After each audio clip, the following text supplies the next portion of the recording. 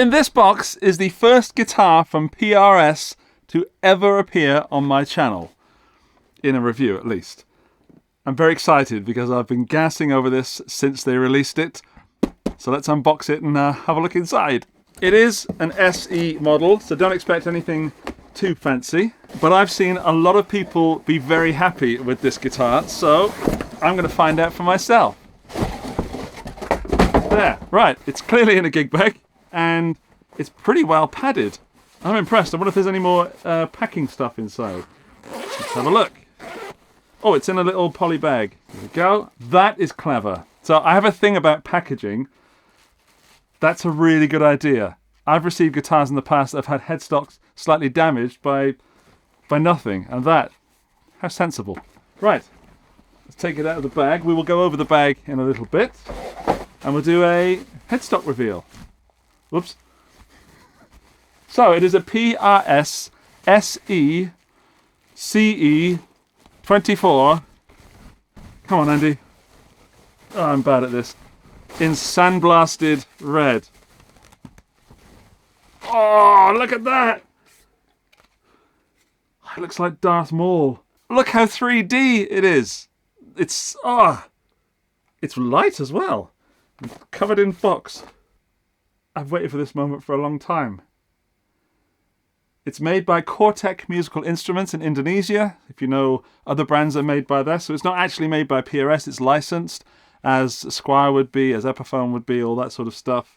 But that is, well, it looks like a PRS to me. Let's just take another close-up look at it. We've got birds, we've got two humbuckers, we've got what looks like a floating trem, a three-way switch, a master volume and master tone, which has a push-pull pot on it. It is, of course, a bolt-on neck. That is maple. In fact, I'm going to go over the specs properly in a moment, but I want to tune it up, plug it in straight away. Let's do that. Tunes beautifully. Those are very smooth tuners. I'm kind of enamored with the look. The feel, it probably looks like a 3/4 size guitar. It is full size. It's just that I make guitars look small. Yeah, that's a good looking guitar. I'm going to put it through my Fender Deluxe Reverb, and in fact I'm going to give the strings a quick tug and retune it, just to give it a flying chance, because it's got a trem on there. And for that price, I'm not expecting the best trem in the world, but I am expecting something pretty decent. Trem arm! I've forgotten trem arm. Let's put that in. It must be in the case somewhere. Trem arm and truss rod. Ooh, we've got a one of those sort of truss rod adjusters. Put that back. And then we've got the trem arm and some Allen keys. One Allen key, sorry, because that must be for all the little saddly stuff and possibly the trem arm locking thing. Let's get the trem arm in. Oh, it's a slidey one. It's a bit loose. So let's tighten that up a bit. Hang on. There, one little tighten. Beautiful. And we are ready to go. I shouldn't have put that on. I want to dive bomb it now. Right. Amp on.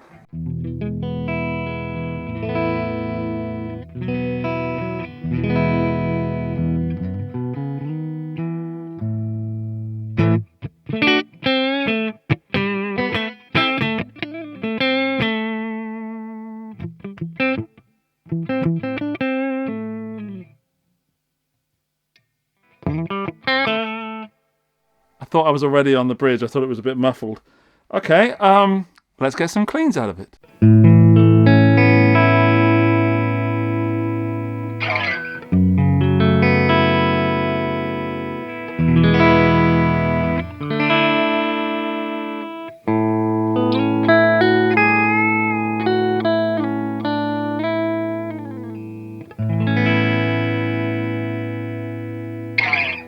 First impressions, the whole thing feels very small and the neck feels slim. It feels very delicate, like I'm having to be very careful with my fretting and not pressing too hard. And that trem it's like a fairy's hair, like you blow it and it'll bend in a good way.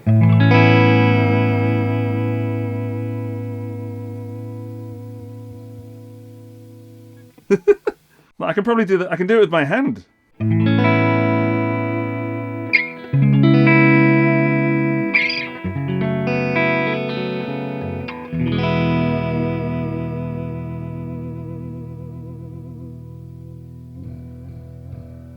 Oh, that's fun. I haven't played a PRS in quite a few years. That's not true. I played my friend Steve's a while ago, but I've blocked it from my memory because I was very jealous of how good it was. Let's do the cleans all the way through the pickup selections so you can hear the differences. And so I can as well. I'll start on the bridge, both in humbucker mode, and I've bumped up the reverb. Get some ambiance.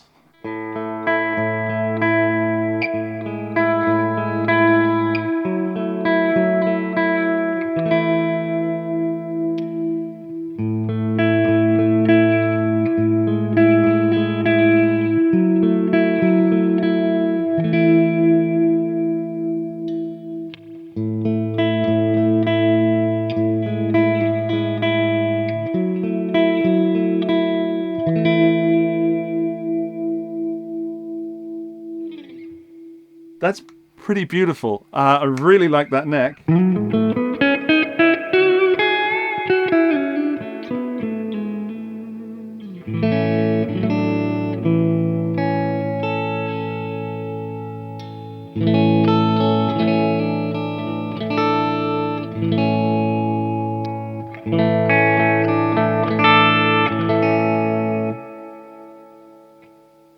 The bridge kind of jumps out at you a little, like rah!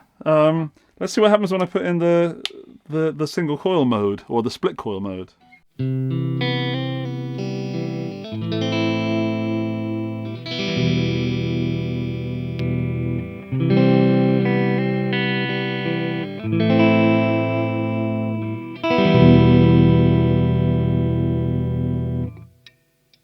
Let's try that bridge. Single coil first.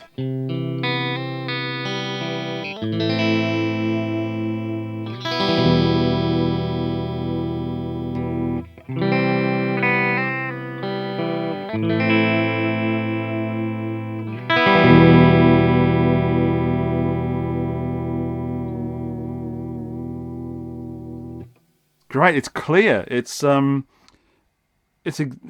a definitive bridge and neck sound on clean. I wonder if it like this. I feel like we can get some sort of funk out of this.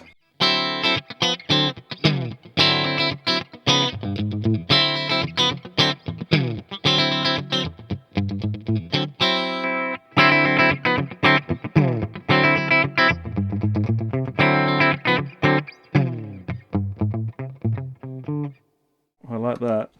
I get the feeling middle, split coil might be good.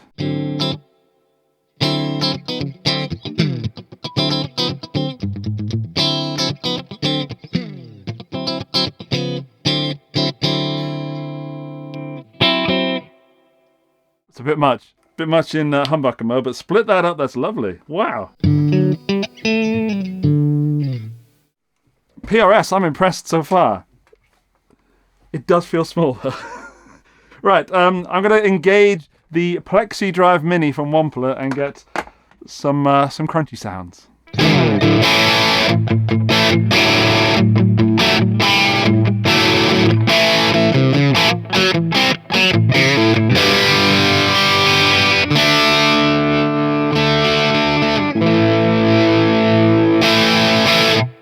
This is fun. This is much more than I was expecting for the money, and the fact that it looks like that is making me very happy. Let's try the same on the neck.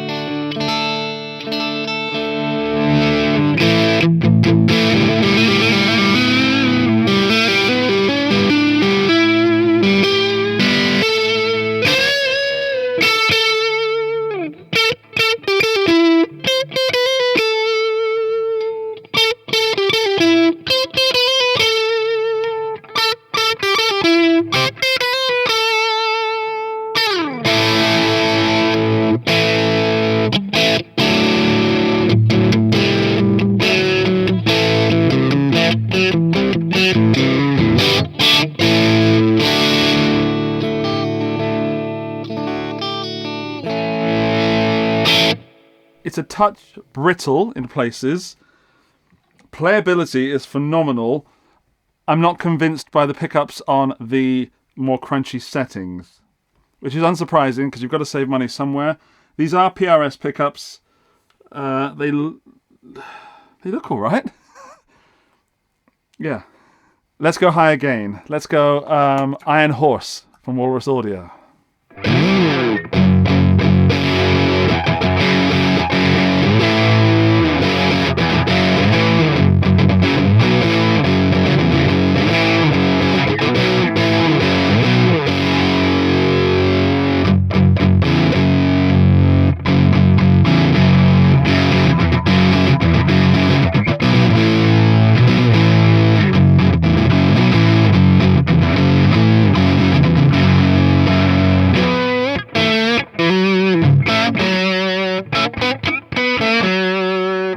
Let's go middle.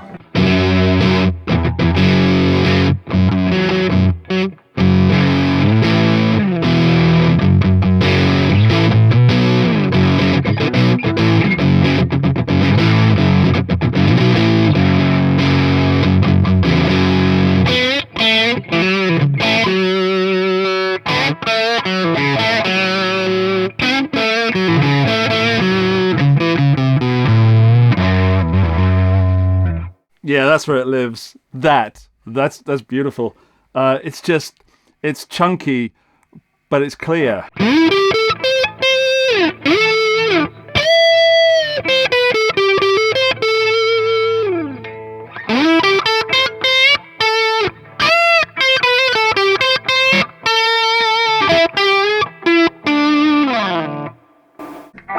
Okay, I've noticed something as a newcomer to PRS, that the switch is all the way down there, and I'm used to it being here on a Strat or here on a Les Paul or maybe there on an SG.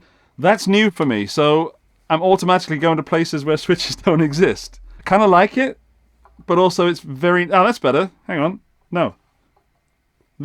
That's all very busy down there. You'll know this if you've played PRS before. If you're a newcomer to PRS... That might be news to you, as it is me. Let's get some coil splittage on that bridge.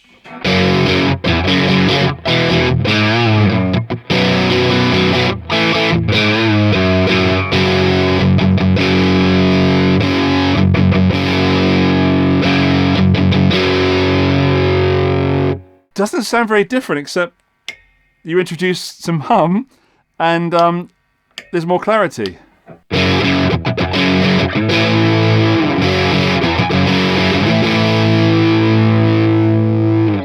Let's try the bridge. I mean the neck. Too excited. The neck.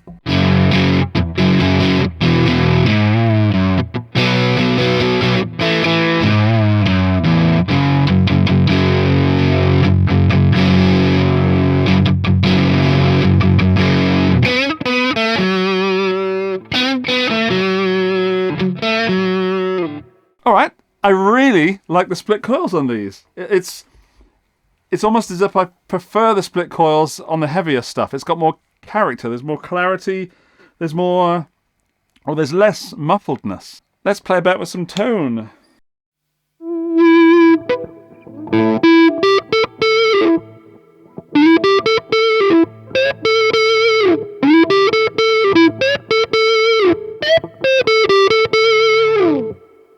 I like that. I feel like I need a little neck, what's it called? A fret better maker. Fret wrap.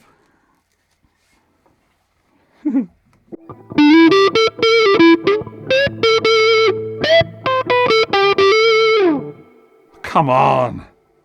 That's the bridge. This is the neck.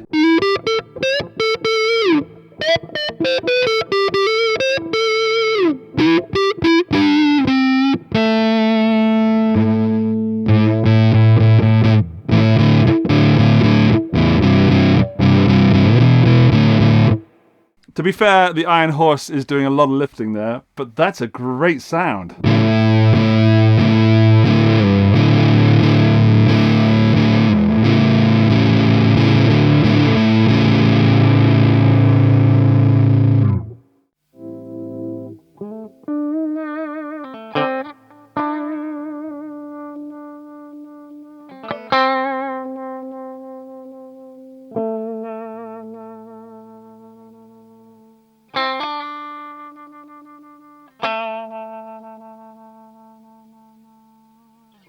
If you need this information, the volume's quite stiff. The tone, that'll spin around for days. I like that. Built-in wah pedal.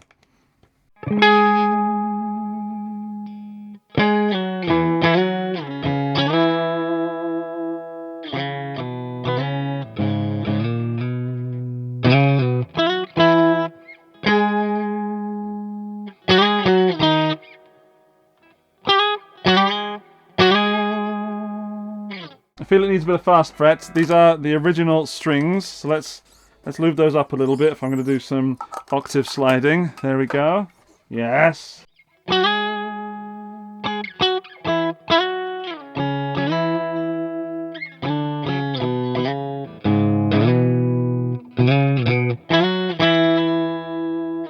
having a bit of trouble there because it feels very different to guitars that I'm used to.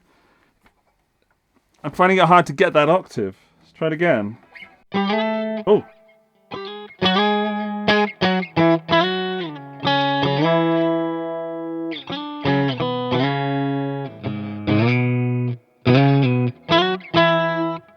It's the radius of the board, and it's the neck generally. That hand's doing all right. This one is exploring new grounds.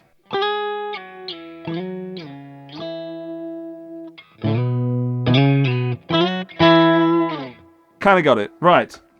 I'm gonna give it some tremolo or vibrato or whammy, whatever you want to call it.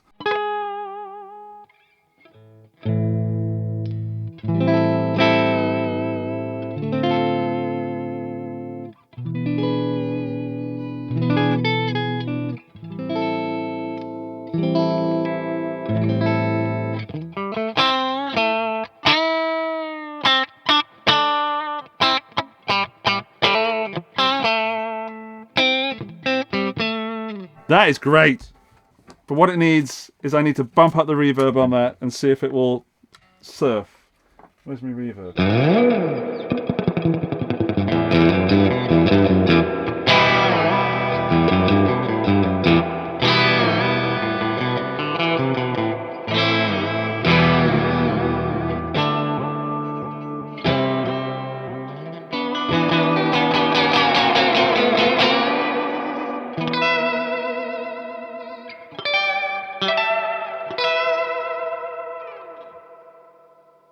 It gets there. It doesn't quite get to single chord territory, but it gets a lot of the way there. This is extremely versatile for $600.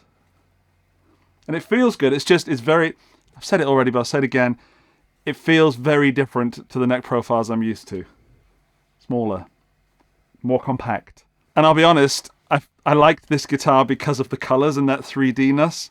I'm very surprised at how good it is and how well set up it is. And I will strengthen the fact that I might have a good one, or one that's had more time spent on it. But it's more likely I've got one in the middle. You know, bad, middle, great. It's more likely that, you know, this is an average one. Okay, let's put this under the microscope and find out what's going on under the hood. I'm going to remove your arm first. Probably should have unlocked that. And then we'll have a look at the headstock so you can see a little closer what's going on. Then on the back, you can see we've got a scarf joint just here. In fact, it's not that clear. It is fairly clear. It looks strong though, and it feels beautiful. Let's have a look in that back cavity. Ready, steady, go. Lovely and clean. Oh, bit of rust on those springs. Weird. There's a lot of spring noise from this guitar when you play, especially clean. And I think that's the first 4-string guitar I've played in years. Close-up time, because I want to draw your attention to this block. It is not just some OEM sort of strap block thrown in there. This looks not custom, but special. Certainly not something that's cheap and just done for budgetary reasons. It seems to be designed for this guitar. And it's little details like that that make a difference. And speaking of which, we've got 2 screws here which have no need to be black like the rest of the screws on the guitar, but they are black. And it's little details like that that make me think a lot of thought has gone into these guitars. Well done, PRS. Let's take a look in there. Right, moment of truth. Here we go. Very tidy. Close up, again, attention to detail. Not more cable than you need, but still some left over if you want to move things around a little bit. It's a clean cavity, although I just pushed some wood in there from that screw hole. Sorry, PRS. That's an alpha pot. That is your push-pull. And that... what's that doing on there? Is that a treble bleed or something? Or some kind of adjustment? Let me know in the comments.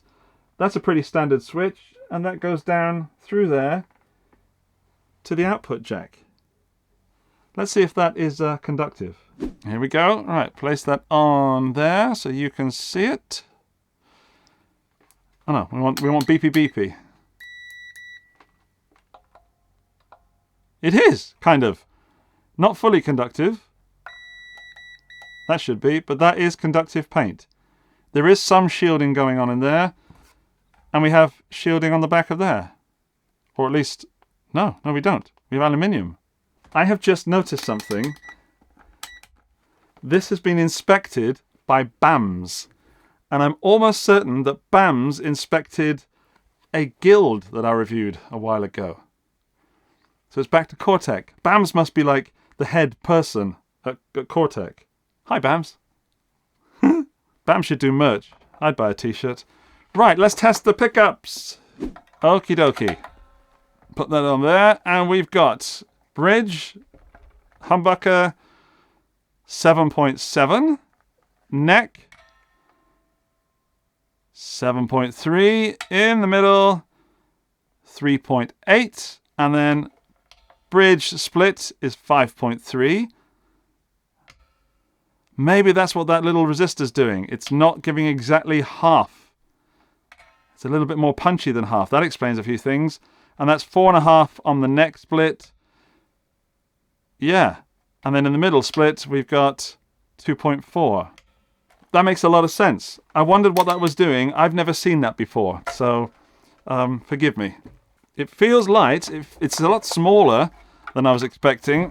And let's take it off and tear that. Kilograms first. I'm going to go for 3.4. 2.8 kilograms. I was way off, which in pounds is exactly 6 pounds. I must be feeling strong today. 6 point... oh, I would call it 6. That's the first time I've ever seen inside a PRS. And it's an SE, so I'm expecting a lot more from the actual full-fat PRSs. Let's talk about woods, because this is a mahogany body with a swamp ash top, and that is, of course, sandblasted with a red filler. I dig it so much. That is a maple neck with a scarf joint, a rosewood fretboard, which at this price point, again, pushes me further into, I don't understand why certain companies use stuff like Linda and other woods when you can have rosewood for the same price. It can't be a price choice, because that's cheaper than some other guitars that come with other woods on. Although I think the pickups in here are on the cheaper side. They are two 8515S humbuckers, and I don't know what those numbers mean, but they're PRS pickups or copies of their own pickups made overseas. And that's pretty standard, but my top choice for this guitar is to put some new pickups in it, I think. It definitely doesn't need it, but if it had pickups that were slightly clearer, maybe slightly more aggressive, or possibly just closer to the strings, they've probably backed them off to increase clarity, but in doing so, the note kind of died occasionally where I would have liked it to have continued. So I don't know if that's anything to do with the guitar or the pickups, but that's what I wanted. It's what I didn't get. Sounds like I'm moaning. I'm not. What a phenomenal guitar. But I said we'd talk about the case quickly. Here it is. It is a rucksack case or a backpack case with one. Oh, it's got PRS at the front, so you can tell everybody what guitar you've got inside. Then you've got a handle on it with a front pocket with... oh, what's that? Oh, that's the truss rod thing. In the front pocket is more pockets, and then inside is enough padding. We're talking public transport, things like that. in the back of the car, maybe, but definitely not a flight case. It was never going to be a flight case, was it? Right, I definitely recommend this guitar. Now, I had high expectations for 2 reasons. Number one, it's a PRS, and these are, you know, PRS is supposed to be fantastic. The second one is that I love how this looks, and I kind of wanted it to be good, but it's exceeded my expectations. The pickups are more than good enough. All the switching is not just standard. There's something special about it. Some thought has gone into this design. The bridge, the trem system, is one of the best trem systems I've used, definitely at this price point, and way above. A lot of guitar companies could learn a lot from that. Yeah, and the neck's comfortable, if not a little bit too small for me. So if this had a slightly chunkier neck, I'd be in heaven. As it is, I personally need to spend a bit more time with it to get used to it, but I feel like it's a more expensive guitar than it is, and that's very nice to report. These come in other finishes, of course, if red and black is not your bag, but this is my favorite. And I will put links below this video so you can find more information and accurate pricing in your region. So go and check those links out. And while you're down there, you know, subscribe to the channel because, you know, some of you don't. And I don't know why, because you keep coming back. Anyway, that's the PRS CE24 SE. A big thumbs up from me, and I will see you in the next one. Bye-bye!